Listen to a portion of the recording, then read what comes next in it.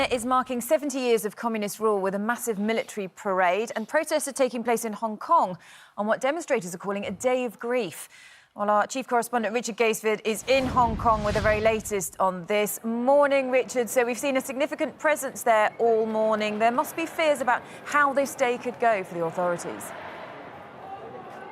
Yeah, it certainly will, but there are certainly fears because of what's happened across the weekend. There was days of violence, the police really stepping up their tactics, quite brutal in many instances, a lot of tear gas and rubber bullets being used.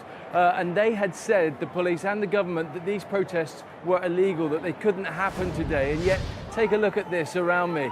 You can see the sheer numbers of people, hundreds of thousands who've arrived on the streets in Hong Kong today on what is a public holiday. And they say they are fighting for their freedom. They are desperately concerned about the effect of Chinese rule on them.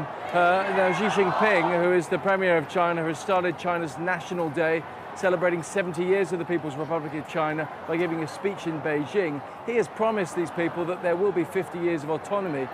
Quite blatantly, they don't believe him. And whilst this is happening here in Hong Kong right now, in Beijing, you've got military parades, you've got people marching up and down, very much set-piece events. That is what China wants the world to see today on its 70th anniversary. And the people here in Hong Kong have got very different ideas. We can just raise our camera up. You can see tens of thousands of people walking through Causeway Bay. This is just one area here.